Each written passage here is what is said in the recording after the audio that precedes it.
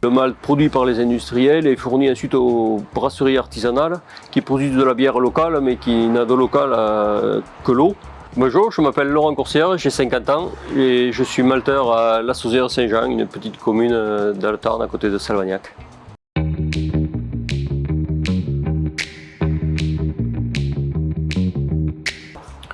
Alors, je suis malteur depuis déjà 8 ans à peu près, suite à une reconversion professionnelle où j'ai d'abord démarré par la brasserie artisanale et amateur pour ensuite m'orienter plutôt sur la malterie où, en fait, qui est la production de malt pour matière première pour la bière.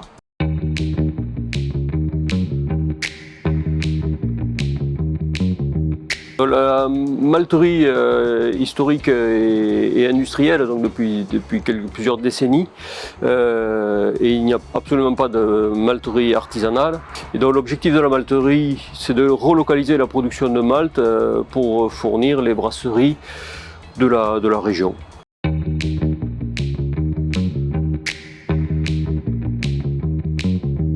Une micro-malterie, c'est une malterie un peu à la taille des brasseries artisanales que l'on connaît aujourd'hui.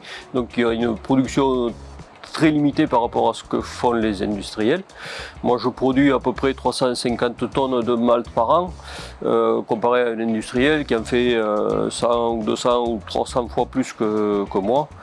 Donc c'est vraiment à petite échelle, mais qui est aussi destiné à alimenter toutes les brasseries de la région.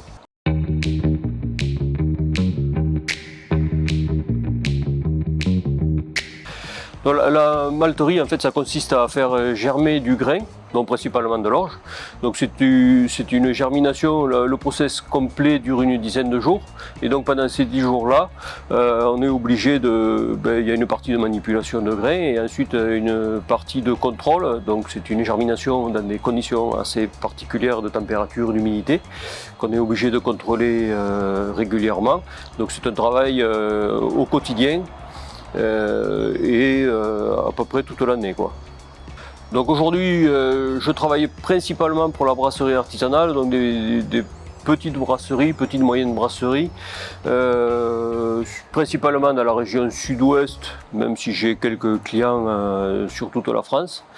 Donc pour la brasserie, il y a une petite aussi partie pour la distillerie, le whisky, gin, puisque en fait le whisky ou le gin sont des distillats de bière.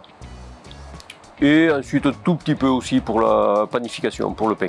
C'est un métier qui est assez nouveau, on n'a pas de matériel existant à des petites échelles. Donc moi lorsque j'ai démarré tout petit avec de l'autoconstruction, très peu de matériel et assez manuel. Et au fur et à mesure des années, j'ai réinvesti dans du matériel un petit peu plus performant, toujours autoconstruit ou en tout cas autoconçu, pour permettre un petit peu de soulager d'une part la manutention, d'augmenter également la production, pour avoir, en fait je double à peu près tous les 4-5 ans le volume de production.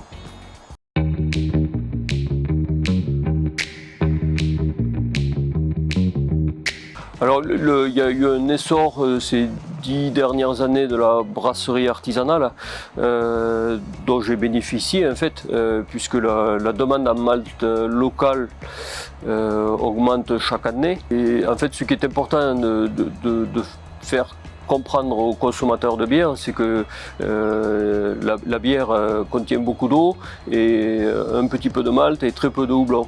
Donc il faut arriver à faire comprendre que le malt est une matière malgré tout assez importante et il est nécessaire de la relocaliser donc dans des sites de production comme le mien ou d'autres petits sites de production et ne pas tout laisser aux industriels dont on ne sait pas forcément où est produit l'orge et avec des coûts de transport qui sont plus adaptés aujourd'hui à nos besoins, quoi.